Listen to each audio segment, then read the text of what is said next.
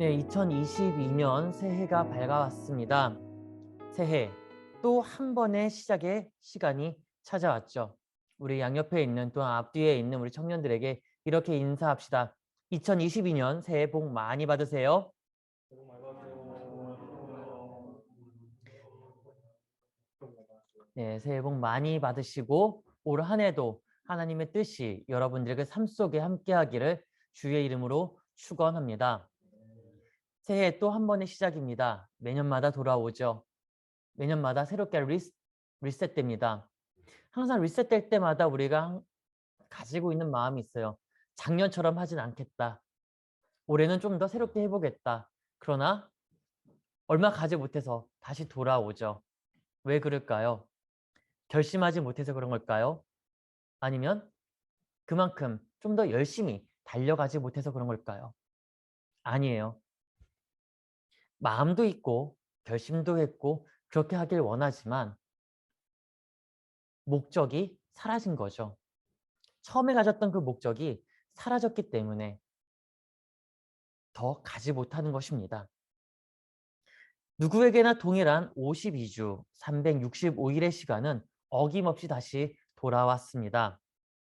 지난 2년간 코로나19로 인해 대부분 계획했던 일들을 하나둘씩 다 뒤로 밀어놨죠.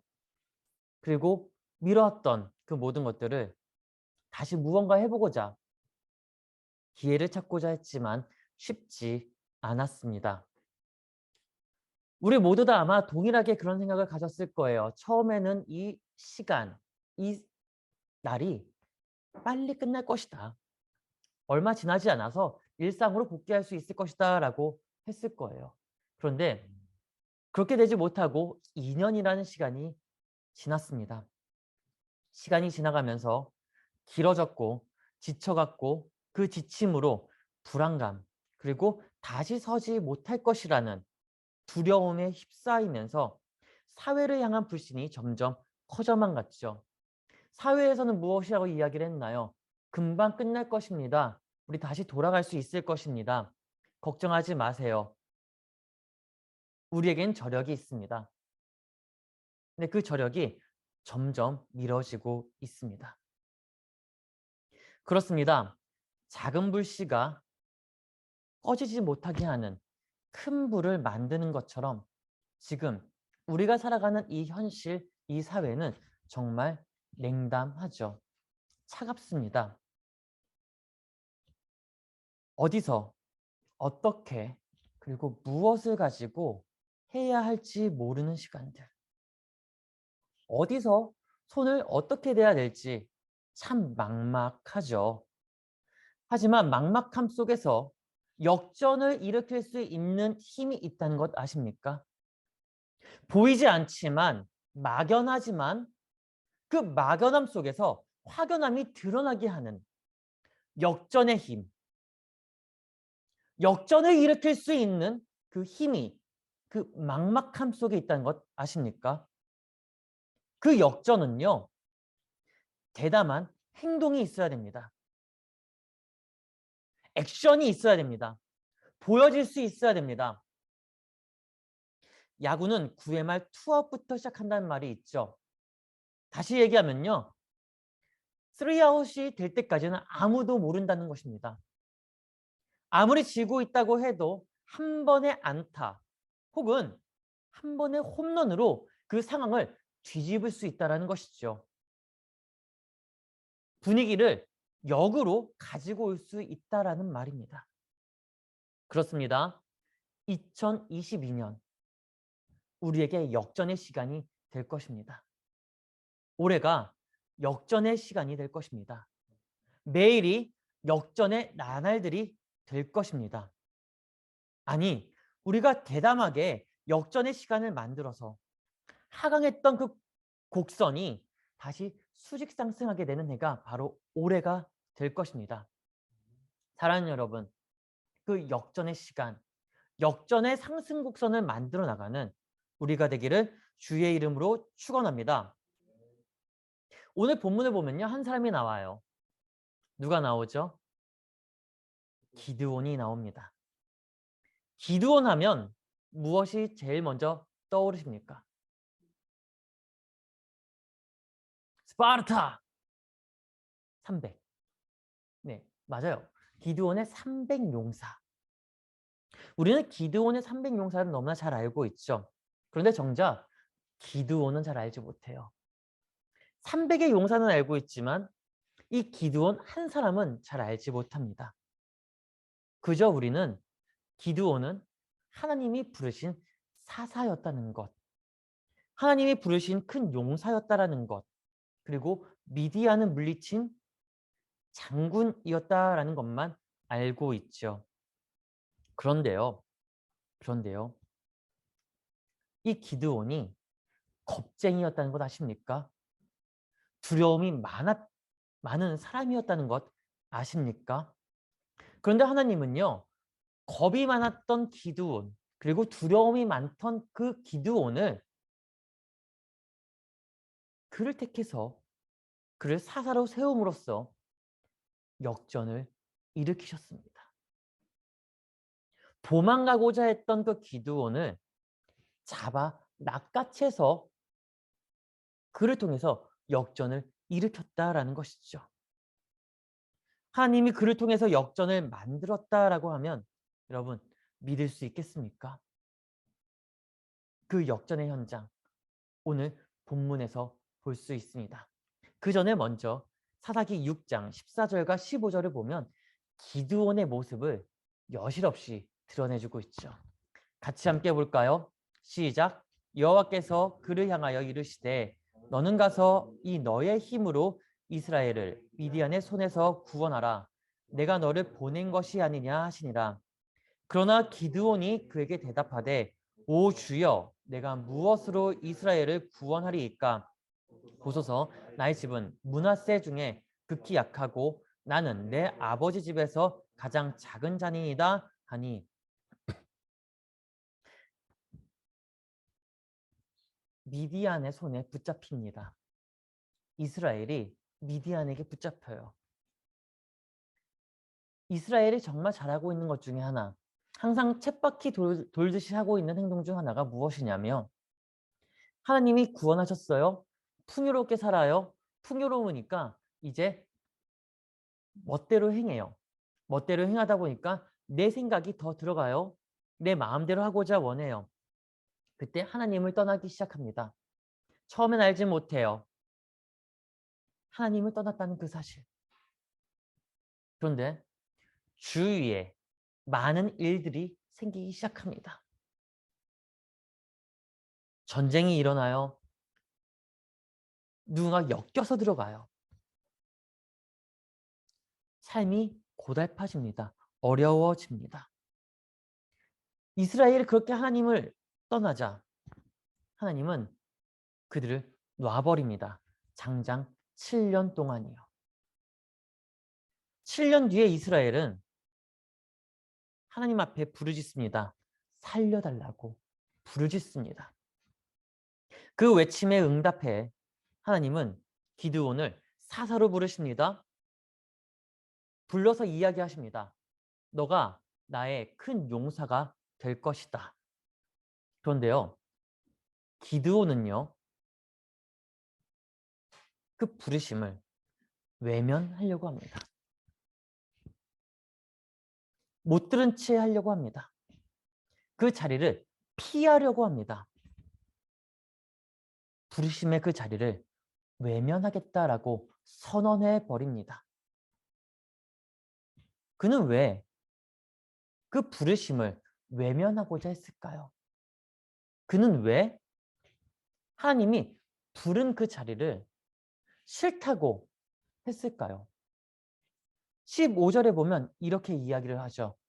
보소서 나의 집은 므낫세 중에 극히 약하고 나는 내 아버지 집에서 가장 작은 자이니다. 뭐라고 해요? 므낫세 중에 강하다? 아니, 가장 약하다. 그리고 나는 내 아버지 집에서 가장 작은 자다. 그런데요, 므낫세의 집안은요, 약하지도 않고요, 작은 집안도 아닙니다. 오히려 출애굽 당시에 가장 풍족한 땅을 분배받았던 므낫세 지파입니다. 요단의 동편의 지역을 분배받았던 그 므낫세. 가나안에서 가장 가깝기 때문에 비옥한 땅을 받았죠. 그와 동시에 영향력을 행사할 수 있는 힘이 있는 재력이 충분한 집안이었다는 것입니다. 본인도 너무나 잘 알고 있어요. 힘도 갖고 있어요. 권력도 갖고 있어요. 재력도 갖고 있어요. 그럼에도 불구하고 그는 자신의 지방과 스스로가 가진 것을 놓을 수가 없기 때문에 성숙하지 못한 모습을 그대로 드러내 보여주고 있습니다. 못한다고, 할 수 없다고, 나는 그 자리를 피해야 되겠다고. 여러분, 우리도 이런 모습 있지 않습니까? 무언가 하자고 하면, 같이 하자고 하면 할 수 있음에도 불구하고 못하겠어요. 싫어요. 저는 너무 어려워요. 내 손에 쥐고 있는 것이 너무나 많기 때문에 놓지 않고자 놓아버리면 잃어버리니까 외면하는 것 아닙니까? 하지만 언젠가는요. 내 손에 쥐어져 있는 그 모든 것들이요. 사라지기 마련입니다. 아니 사라질 수밖에 없어요.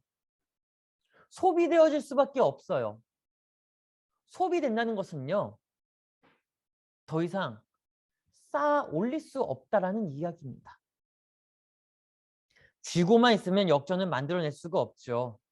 쥐고 있는 것을 가지고 현실에서 더 넘어설 수 있는 무언가를 마련해야지만 역전할 수 있다라는 것입니다. 기드온은 역전하지 못한 사람입니다. 이때까지만 해도 역전할 수 없는 사람이었습니다. 그렇다면 역전의 시간은 어떻게 만들어낼 수 있을까요? 어떻게 하면 역전의 시간을 우리도 함께 만들어낼 수 있을까요?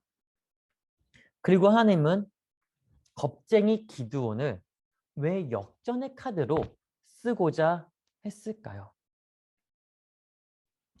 역전은요, 한 번에 이루어질 수 있는 것이 아닙니다. 역전을 이루기 위해서는 무수히 많은 준비를 해야만 합니다. 준비 없는 역전은 그저 운이 좋았기 때문에 가능했다라고 할 수 있죠. 그런데 한간 운도 실력이라는 말이 있죠. 운도 실력이다. 여러분 어떻게 생각하세요? 운도 실력일까요? 그런데요. 저는 운은 실력이 아니라고 봅니다. 운은 실력이 아니라 말 그대로 운이에요. 다시 말하면 그 상황이 그렇게 만든 거예요. 내가 만든 상황 아니에요. 내가 원해서 그렇게 된 게 아니에요. 근데 그 상황이 어찌어찌 하다 보니까 되어버린 거죠. 그렇게 됐으니 마치 내가 실력이 있어서 된 것처럼 착각을 일으키게 되는 겁니다. 정작 나는 실력이 없는데 나는 된 게 없는데 되었어요. 착각을 일으키는 거죠. 내가 뭐라도 가지고 있으니까 된 거야. 그런데요. 사실 아니라는 거죠. 진짜 역전은요. 경우의 수를 현격하게 줄여야만 가능하다는 겁니다. 경우의 수. 어떤 상황에서는 플랜 A로 또 다른 상황에서는 플랜 B를 가지고 플랜 A도 안 되고 플랜 B도 안 되면 이 둘 다 안 되면 플랜 C를 만들고 이와 같은 경우의 수가 많아지면 많아질수록 상황만 더 복잡해질 뿐입니다. 그러면 역전을 일으킬 수 있는 히든 카드는 내놓을 수 없게 되죠. 플랜이 많으면 많을수록 역전할 수 있는 기회는 점점 사라집니다. 아니요. 시간이 없어져 버리는 거죠. 왜요? 내가 가지고 있는 그 플랜이 이루어지지 않으면 다른 플랜을 꺼내잖아요. 그것도 가다가 또 안 되면 또 다른 플랜을 꺼내요. 가다가 또 안 되면 또 꺼내요. 꺼내요. 꺼내요. 꺼내다 보면 이미 끝나 있어요.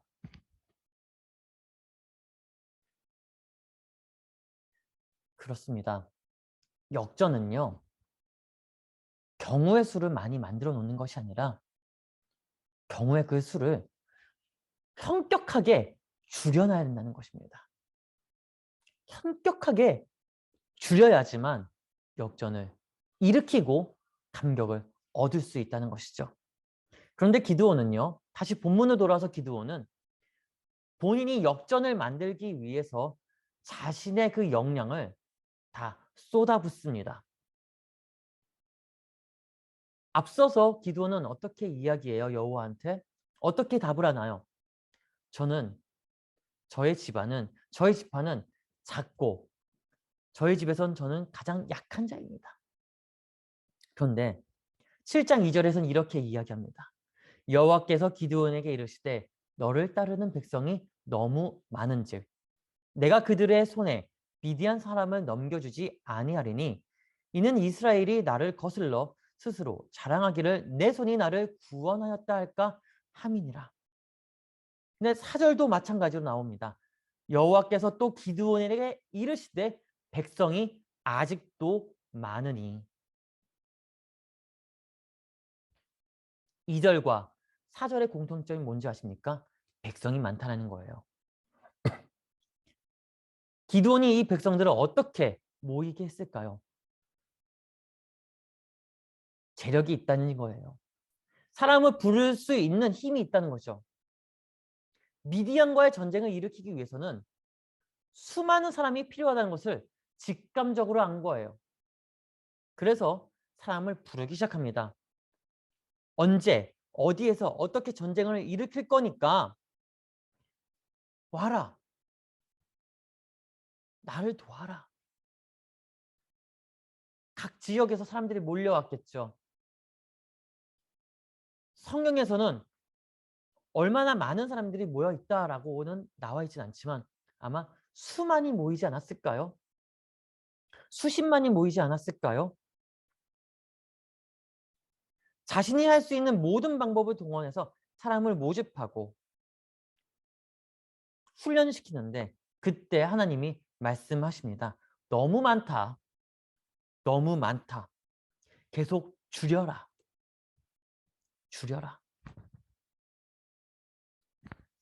여러분, 지금 전쟁이 일어난다고 하면 전쟁을 승리하기 위해서는 무엇이 많아야 될까요?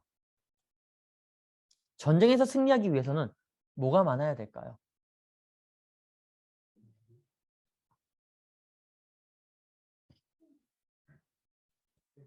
탱크? 돈? 둘 다 맞지만 돈이 더 많아야겠죠. 물자가 많아야겠죠. 누가 더 많은 물자를 가지고 투입할 수 있는가에 대한 전쟁. 요즘 국제적인 이슈 중 하나가 러시아와 우즈벡이죠. 카자흐인가요? 네. 아무튼 전쟁이 일어나기 일보 직전입니다.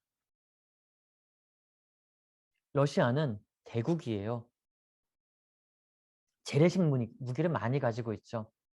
그런데 소국인 국가는 아무리 군사를 모집한다 하더라도 대적할 수가 없습니다.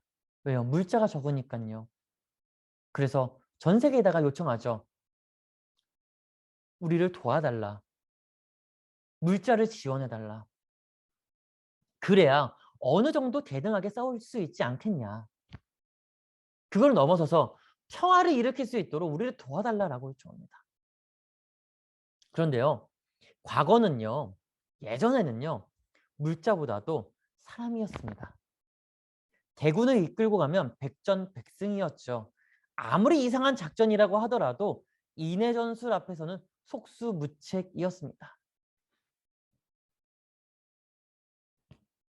그러나 하나님은 이 전쟁은 인의 전술로 이기고자 하지 않았고 인의 전술로 역전을 일으키고자 하지 않았습니다. 가장 적은 인원으로 가장 적은 타격으로 가장 발빠른 조처로 역전을 만들고자 했죠. 그래요. 역전은 빠른 조치가 우선입니다. 아무도 모르게 치고 빠져야 됩니다. 역전은 쉽게 할 수 있는 게 아니에요. 준비가 되어 있을 때 할 수 있습니다. 그렇기 때문에 하나님은 기드온에게 말씀하십니다. 사람의 수를 계속적으로 줄여라. 줄여라. 줄여라. 오늘 본문 7절이 이렇게 이야기합니다. 여호와께서 기드온에게 이르시되 내가 이 물을 핥아먹은 300명으로 너희를 구원하며 미디안을 내 손에 넘겨주리니. 몇 명이요? 300명이요. 달랑 300이요. 수많이 모인 사람들 가운데 딱 300명만 택하겠다는 겁니다. 인의 전술로 끌고 가서 초토화시키면 되는데 그게 아니다. 단 300명만 있으면 된다. 300만 있으면 된다라고 하나님은 이야기하시죠. 그렇게 300명을 이끌고 나갑니다. 역전의 현장을 보여주기 위해서 나갑니다. 하나님은 그 적은 인원이 역전의 사수가 되도록 했습니다. 그 적은 인원이 역전의 시간을 만들 수 있도록 준비시켰습니다. 역전의 시간은 점점 다가오고 있어요.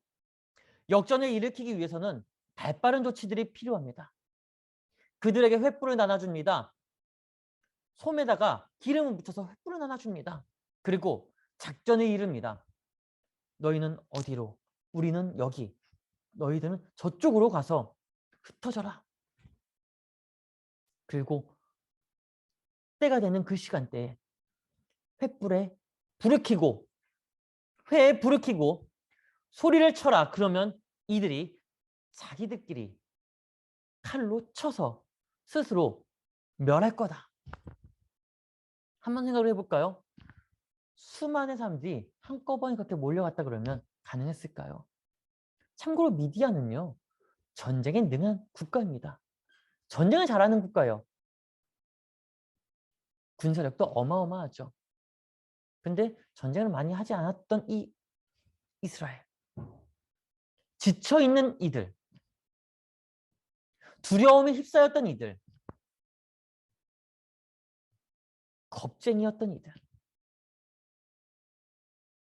기드온만 가지고 이야기를 했지만 사실 이스라엘 자체가 겁쟁이였고 두려움이 많았다는 거예요. 한 명을 대표적으로 보여주고 있는 거죠. 그 한 명만 대표적으로 보여주고 있는 거예요. 그 한 명이 곧 이스라엘을 전체를 가지고 이야기하고 있다는 것입니다. 근데 하나님은 적은 인원으로 역전을 일으키신 거예요. 그 역전의 마지막은 무엇입니까? 25절 하반절입니다. 같이 함께 읽겠습니다. 시작. 미디안을 추격하였고 오렙과 스앱의 머리를 요단강 건너편에서 기드온에게 가져왔더라. 아멘.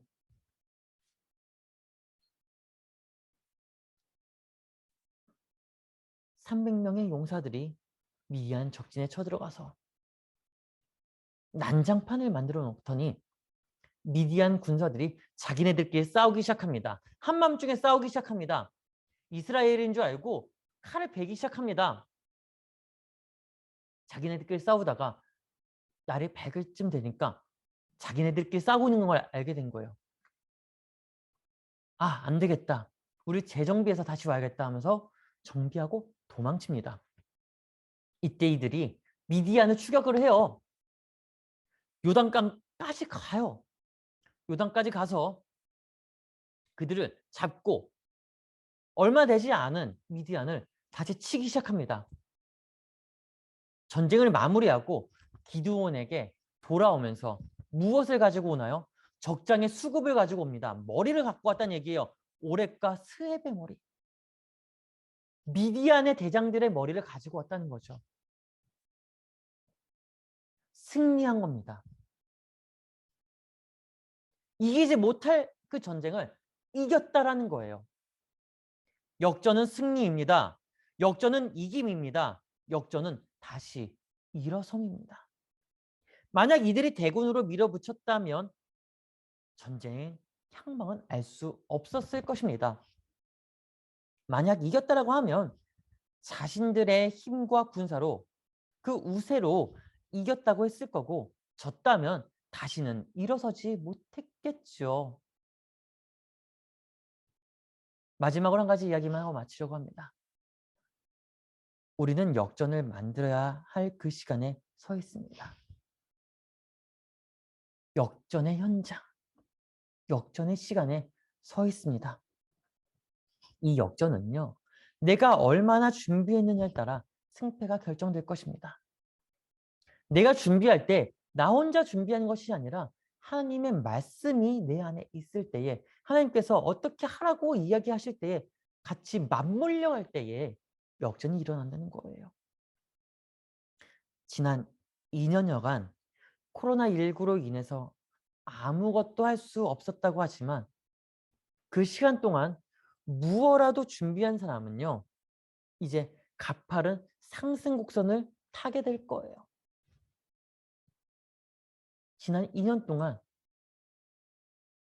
작은 거라도 준비했던 사람은, 내적으로 뭔가 준비했던 사람은 이제 외적으로 가파른 상승 곡선을 타게 될 겁니다. 밀려오는 파도를 타고 올라서 서핑하게 될 것입니다. 여러분, 지난 2년 동안 여러분은 무엇을 하셨습니까?